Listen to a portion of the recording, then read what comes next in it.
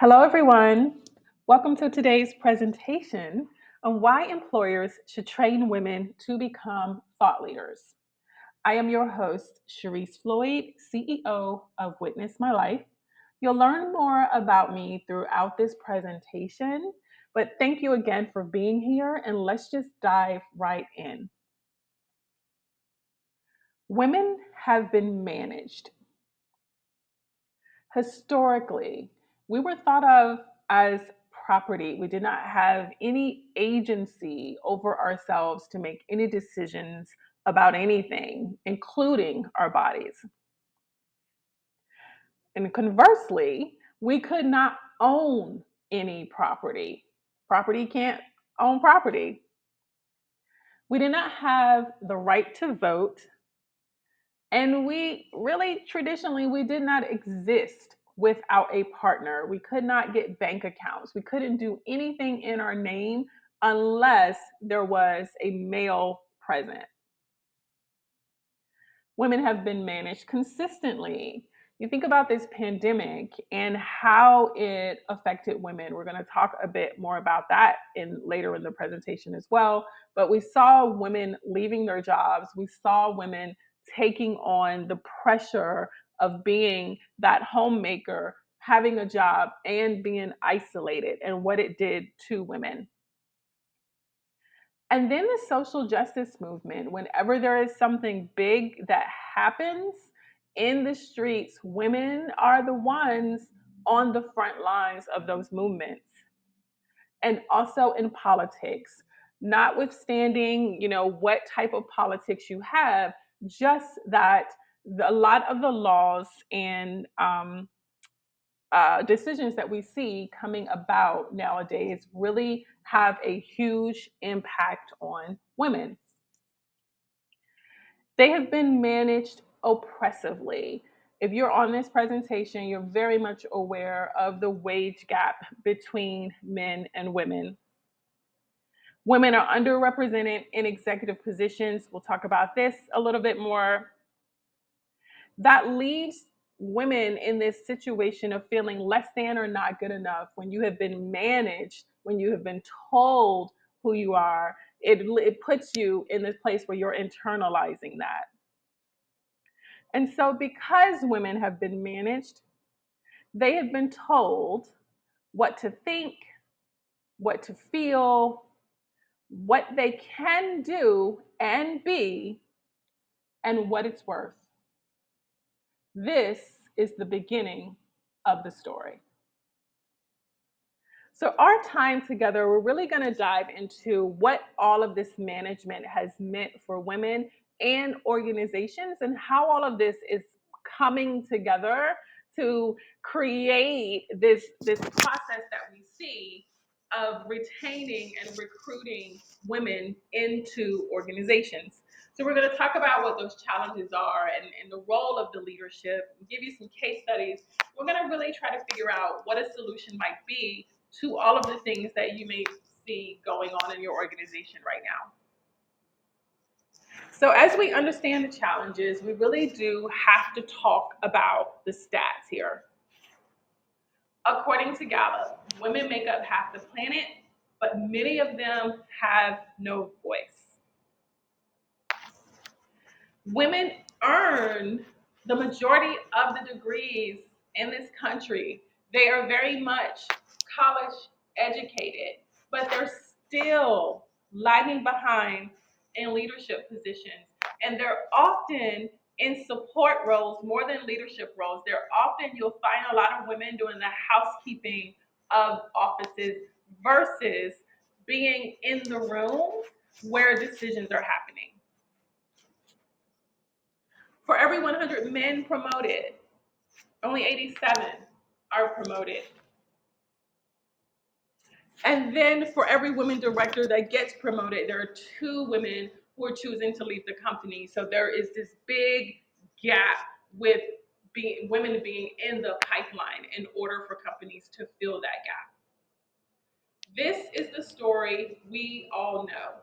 Like, I didn't even have to do the first 10 or so slides that we have already seen, because we already know this story. It's studied every year. There are reports that are released every year from a number of different sources that tell us the same thing over and over and over. But enter the Great Breakup, once dubbed the Great Resignation and then renamed to the Great Breakup, where women were leaving jobs in record numbers. In 2020, since 2020, February 2020, there's 1.8 fewer women in the workforce. Nearly 2 million women are in the workforce, have left the workforce since February 2020. Nearly 2 million. And here are the reasons that they say that they're leaving. They're feeling overworked and underpaid. Again, we talked about how that pandemic really hit women, where they really had to, we had homeschooling, we had the isolation, we had, children at home, partner at home, everybody's at home, and women are not really able to maintain their jobs, virtually, and all sorts of things that was happening, like the stew that was going on for the pandemic that ended up with the 1.8 million women being out of the workforce. But they're feeling overworked and underpaid. They're being passed over for promotions. They really wanted an organization that focused on DEI. DEI also includes women. Diversity, equity, inclusion also includes women in this pot. They wanted more flexible work. It was understandable with all the things that were happening. And they wanted to go where they were celebrated. They wanted to be where people understood what was happening here. 93% of employees would stay at a company longer if that company invested in their careers, according to LinkedIn.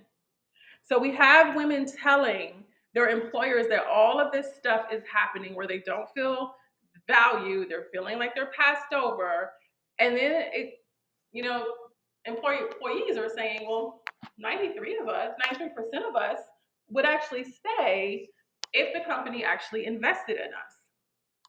And the average cost of losing an employee is 33% of annual salary. And you see there's numbers about this all over the place. For people who are in leadership positions, it can go higher than that.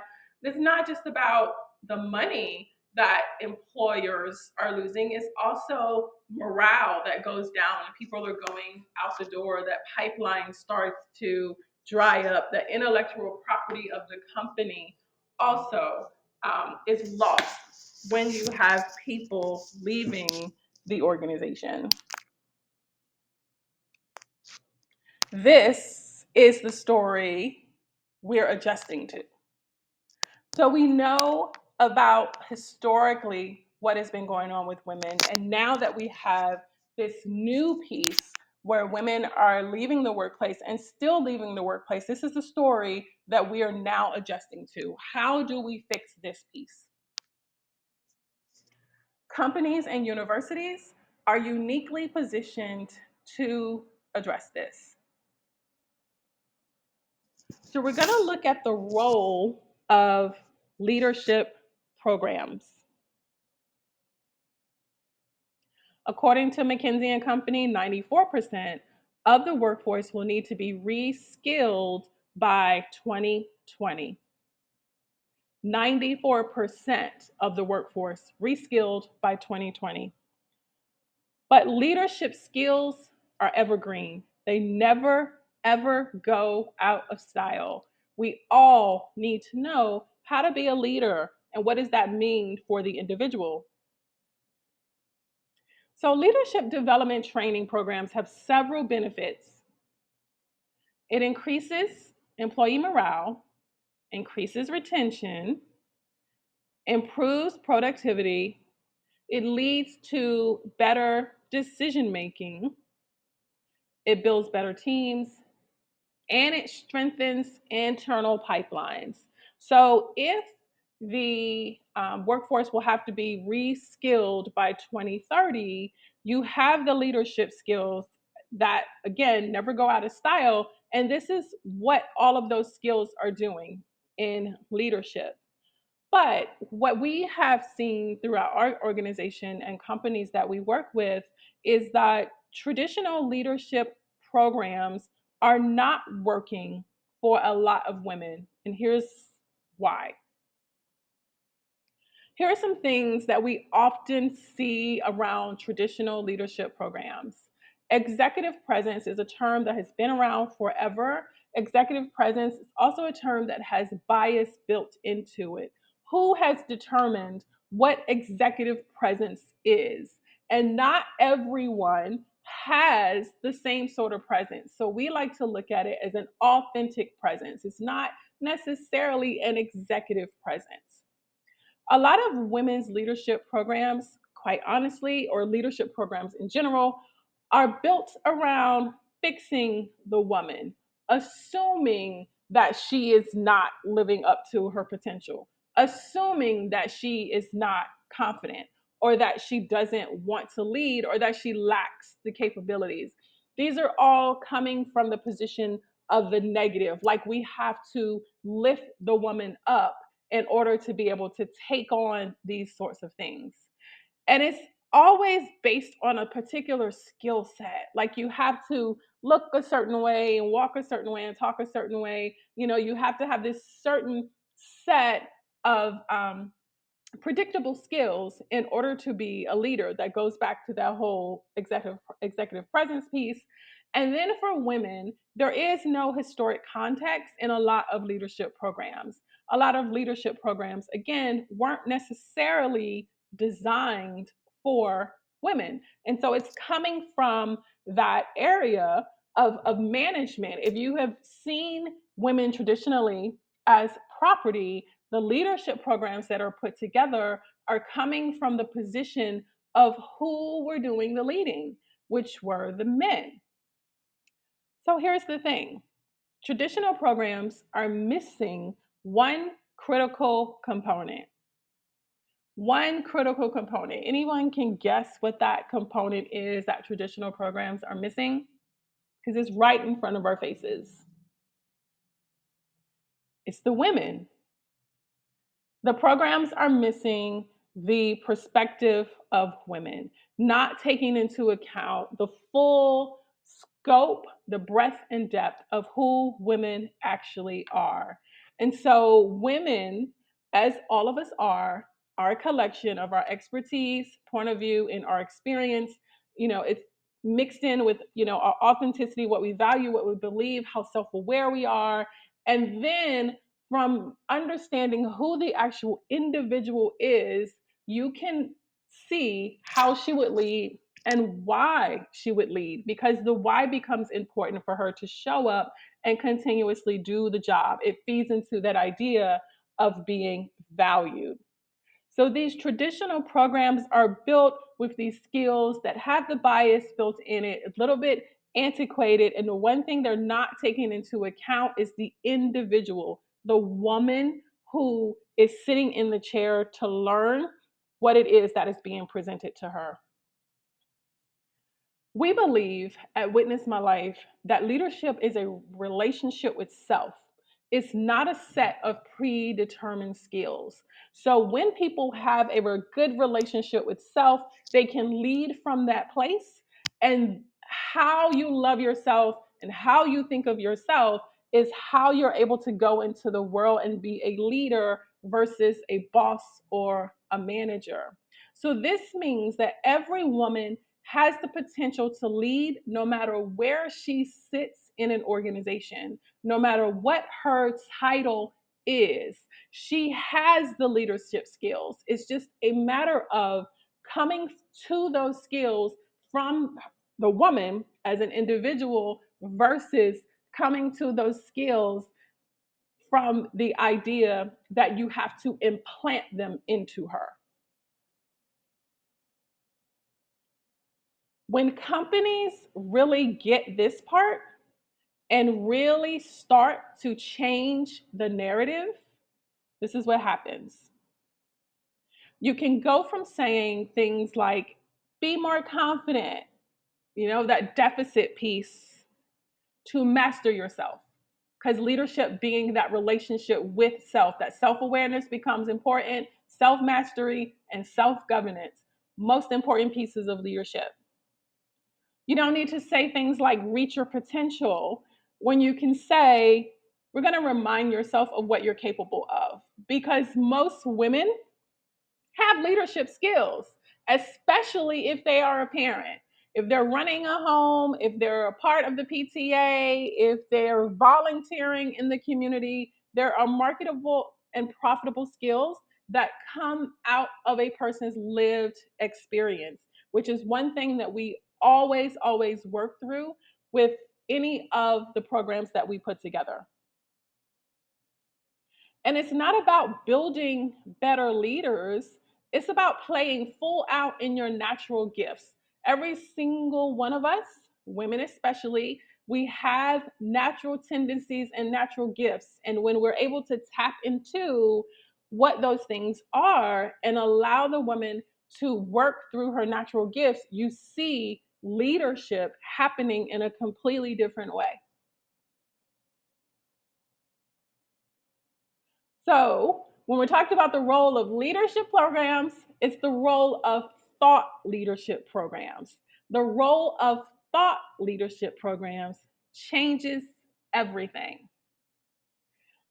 So these are the reasons that women were leaving organizations. Remember? Overworked, underpaid, being passed over, wanted to work with organizations for DEI. They wanted flexibility and they wanted to be celebrated. These are the reasons that 1.8 million women are now out of the workforce. But thought leadership programs change everything. Because when a woman knows the value of what she does, she can set the value of her expertise. She can outline those accomplishments and contributions. Her voice becomes a part of the conversation. She's owning her ideas. It provides opportunities for women to accelerate their careers and using their uniqueness as an asset. When organizations invest in women, organizations, companies, corporations, universities, nonprofits. Women get to align their personal and organizational goals. The job becomes the mission. The whole person is available, which means that they're taking ownership of their work. The career becomes the calling, and the investment in women becomes the loyalty. Remember that 93% of employees are saying that they would stick around if companies invested in them. So once you start making that investment into your women, in not your women, but once you start making an investment into women, then you will see how that changes the way that they show up for their organizations. So here are two case studies. We had historic nonprofit that was losing leadership. So the challenge here is that there was an unexpected reorganization of leadership, and it was marked by all of this toxicity that was in the workplace. Our organization went in to do team interviews, one-on-one coaching for the incoming leadership, which also happened to be a woman.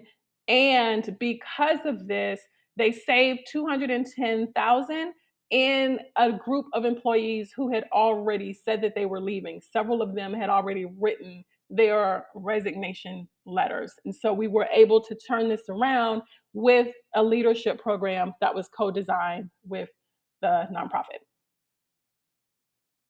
Another case study here is a tech company that wanted to hire more women leaders. They received a lot of backlash when there were no women on their leadership team after the social unrest that we recently have gone through, and they were under a microscope. And so we developed a leadership program and onboarding process for them to talk about what was available for women, highlighted it in their marketing to help them recruit women, and then two women leaders were promoted within the next year.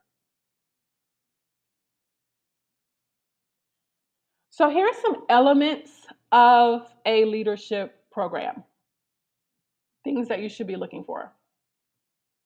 So it should be future focused. Like if you are putting it together to only talk about what's happening presently in the organization, it's already outdated.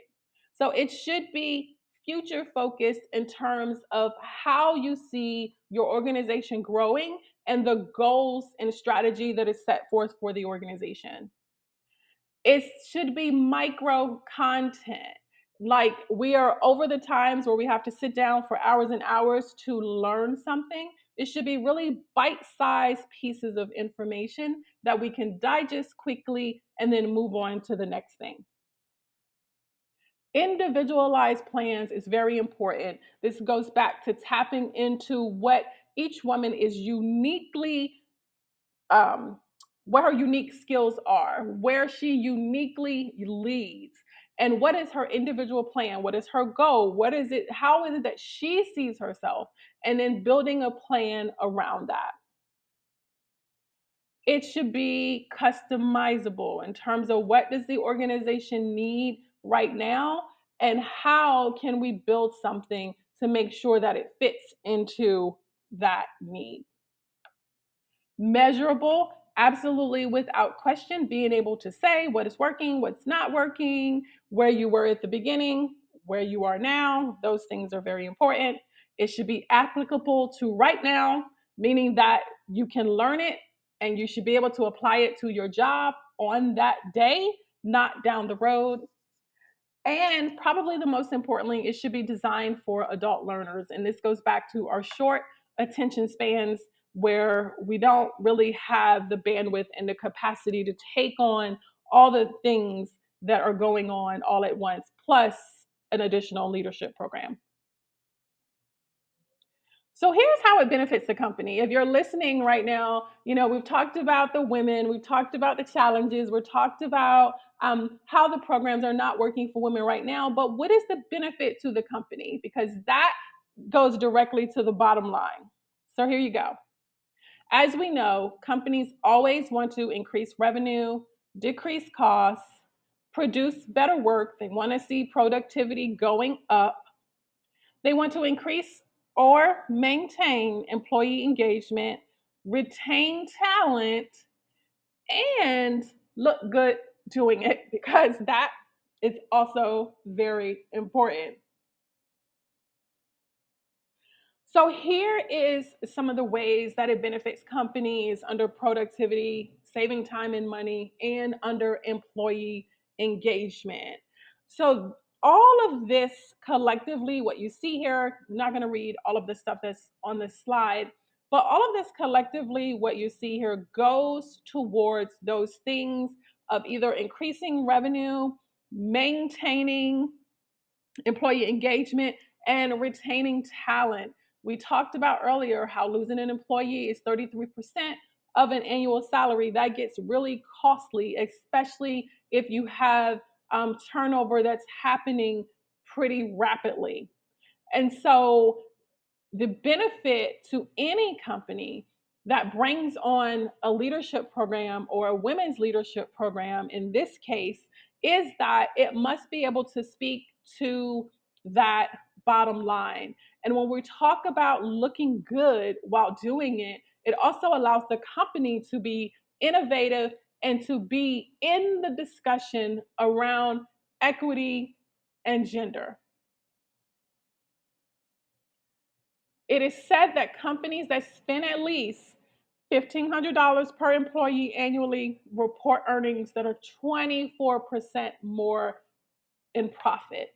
What company does not want to profit more? So, this stat combined with the other one about the employees who are saying that they would stay if the organization invested, combined with this idea that companies that spend at least 1500 will have more profit, what it's really doing is eliminating the cost around turnover and productivity, and also the cost around employee engagement, because when employee engagement is low, there's also losing money in that way as well, that the work is not getting produced at a high quality.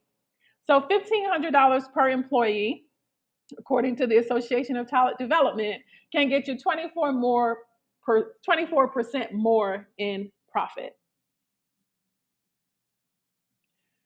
So let's talk about choosing the right program, because we've talked about why traditional leadership programs are not working for women, but what are some things that you need to be looking for when you're talking about choosing the right program?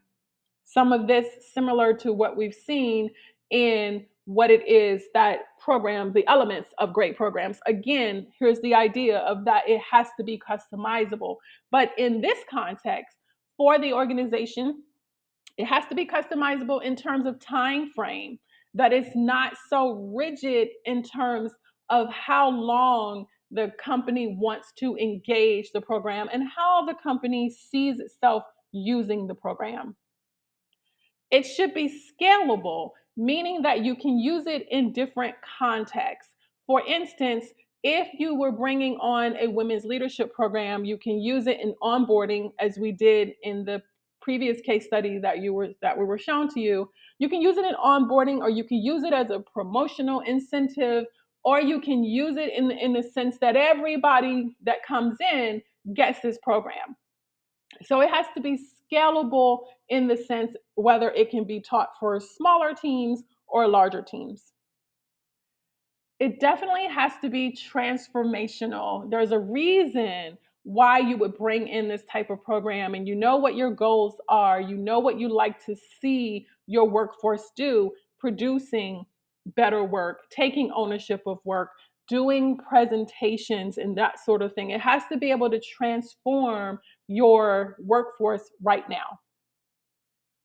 It has to be collaborative. That means that the organization sit down with the body that's bringing in the leadership program and being able to collaborate around what it needs to look like. What's actually happening in the organization that we can put into the curriculum to make it something that's absolutely relevant for the particular organization. The feedback that's built into it should be able to tell you again what's working and what's not working, and where there may be some areas for it to extend to get to the ultimate goal of the need of the organization. And then it absolutely needs to be easy for the team. Easy for the team. That means that the organization that's bringing in the training cannot just dump it on the company who needs the training and say, hey, you got it now, just go ahead and go and do it. It has to be easy for the person who is receiving it. Okay? Let's look at addressing some concerns. These are some concerns that we usually see come up when we are talking about implementing programs within companies, universities, organizations, nonprofits. Again, I'm not going to read everything that is on this slide, but these are general concerns that we see that come up, the objection, and then what our rebuttal usually is. So you can see, so if you're feeling right now that you don't have the budget for it, or that you believe that the programs that you have right now are sufficient, then you would want to take into account what we've discussed here in this presentation and how it's leading to higher retention when there are women specific programs. But I think the one thing that we hear the most often is this idea around division and how it will create division in the workforce, or that you are training women against the interest of men. And I always want to make sure that I point this out, because actually what you're doing is training women for the inclusivity of integrating everyone in the workforce.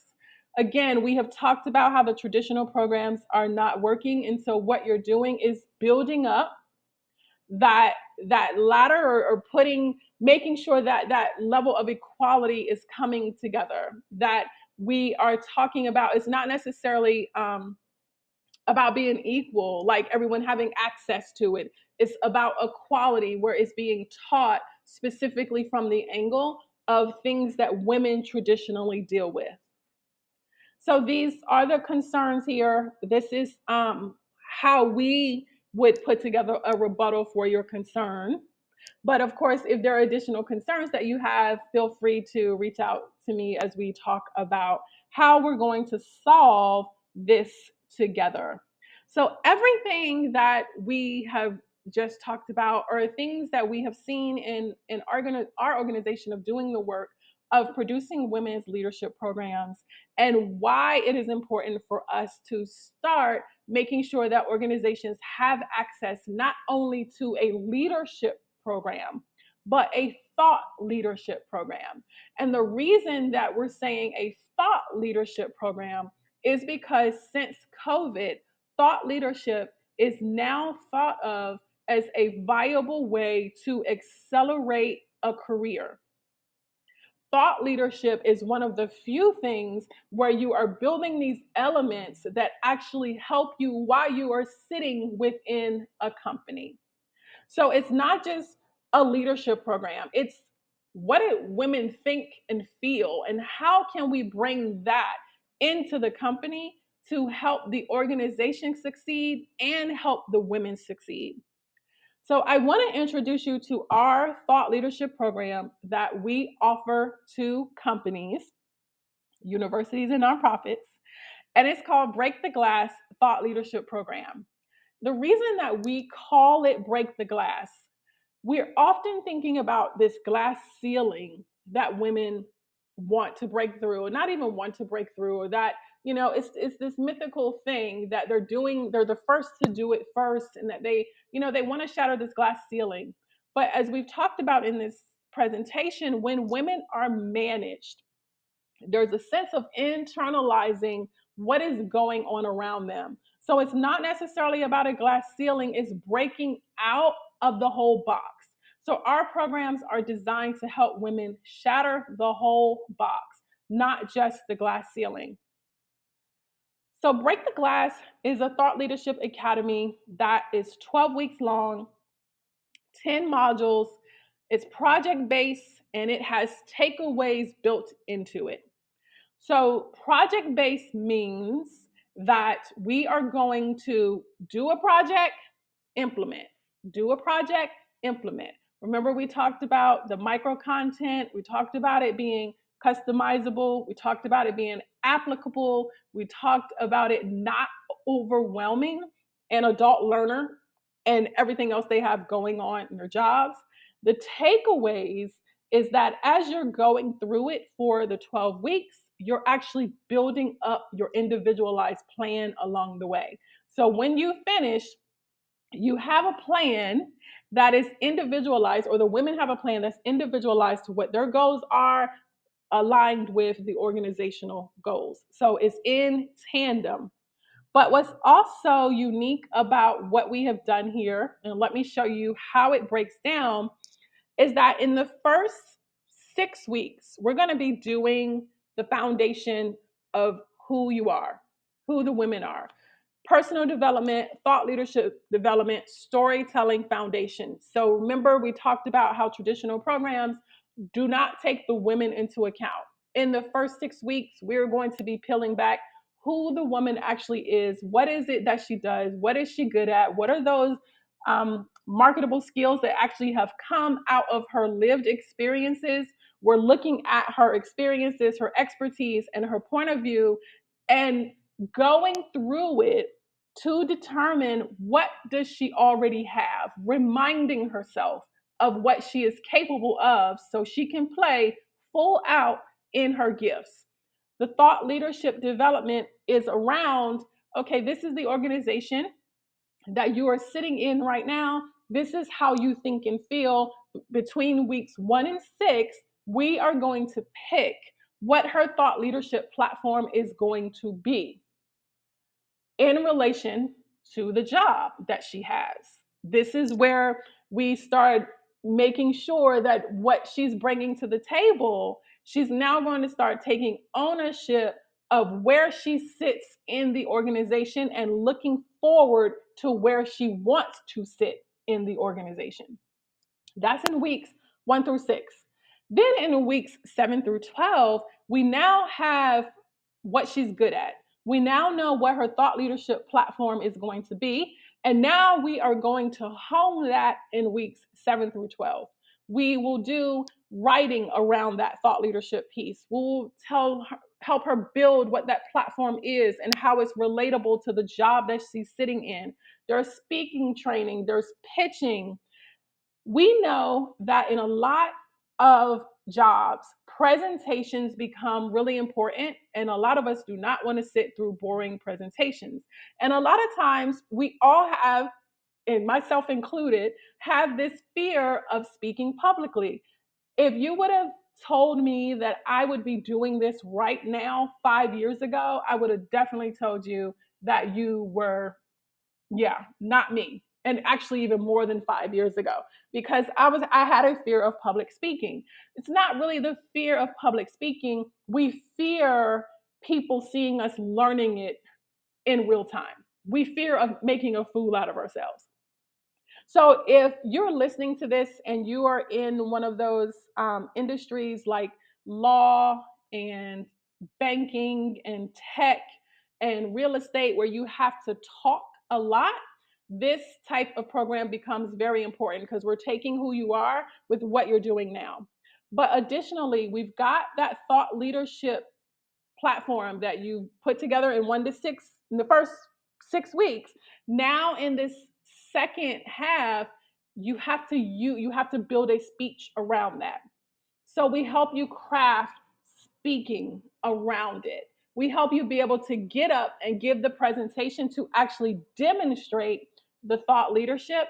And that is what we are doing in those 6 weeks to help you graduate out. So, Break the Glass is an implementation incubator. It's applicable right now. You learn a little bit, you apply it. You learn a little bit, you apply it. So, women come to the program bringing in what's happening in the organization for them right now. How are they feeling right now? And they bring that in, and we help them through what that looks like in real time.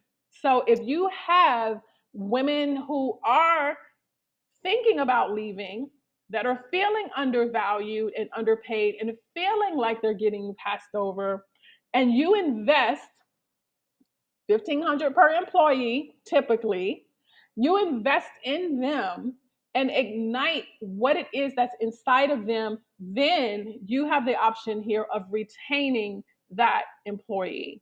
So Break the Glass is built around recruiting and retaining women and bringing out the best in them so that they can be in the organization no matter where they sit and be the leader that they are, no matter what their title is, and be the leader based on what she's doing now and where she desires to go.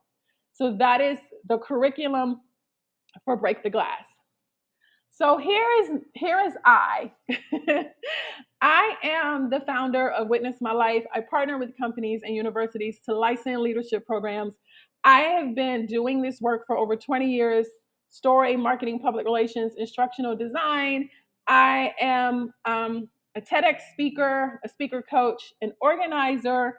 I have been featured in a number of places. I also teach. I'm an adjunct professor. I teach leadership technology to my local community college. So I've been in this world a long time. I've seen the things that I have seen. I've been a part of programs and I understand the challenges that women are having right now and how the companies also need to be able to justify what is going on. So, what we've put together at Witness My Life is this program where companies are able to license what we do and bring it into their programs. So the options here is that you can do a straight on-demand license, which is having the program on demand, self-paced, asynchronous, where people go through it.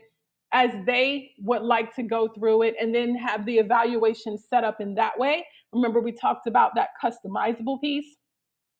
There is the option to license what we do and then add the additional consulting to make sure that what the individual plans that women are putting together actually do align with organizational goals, and how to pull that together. And then there's the option to license it with trainer, with someone is on site with your organization that we can teach this to, and then they are able to continuously teach it over and over and over under that license. So this is what we mean about the program being customizable when you're looking for the right program to engage.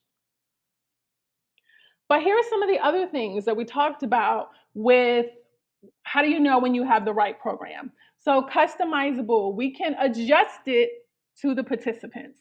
And what we mean is that if the objection around division becomes a huge sticking point, we can adjust it for everyone. Women's leadership is what we do, but we can customize it. It also can be customizable in terms of how you want to present it. As we talked about, whether it's onboarding, whether it's a straight license, whether you want it to be taught live, whether it's hybrid, we can do that as well. Making sure that it's scalable. And the time frame that we built it in has been 12 weeks.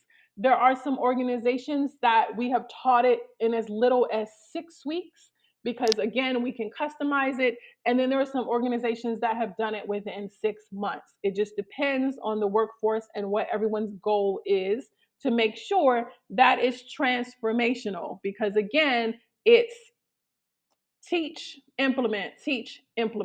So it depends on what's actually going on in the organization at the time on how scalable it can be. It has to be collaborative, meaning that we will address immediate concerns that we see come up. We also survey the participants to make sure that you have that feedback piece, and we handle all the communication and onboarding. So when we talk about easy for your team, we do that.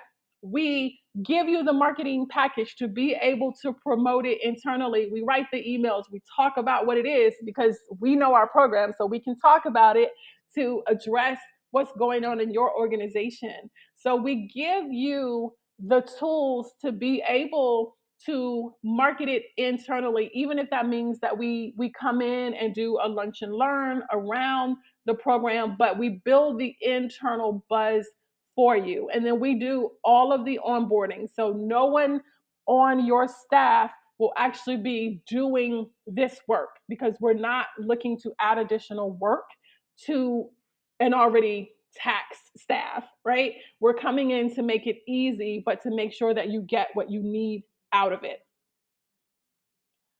Here is how we have worked with clients across the spectrum of our organization, licensing being one of the top ways that we work with organizations, but we also do additional pieces. So if this is a program that you are interested in, we can come in and do a capabilities briefing around exactly what you're looking for.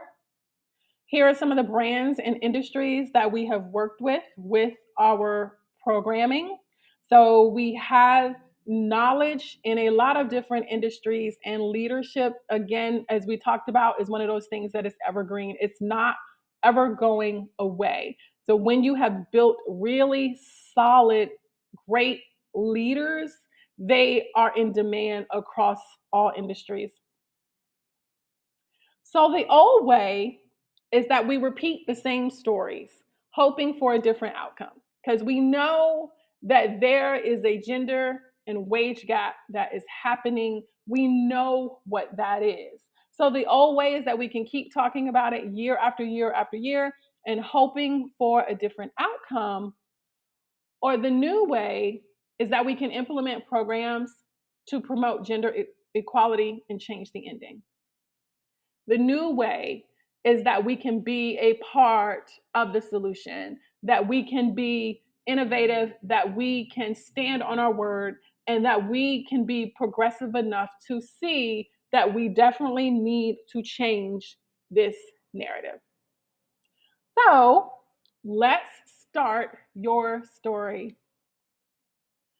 So, to learn more about Break the Glass Thought Leadership Academy and the licensing programs that we have that we can bring to your organization and get your women workforce into this leadership program so they can shatter the whole box, not just the ceiling.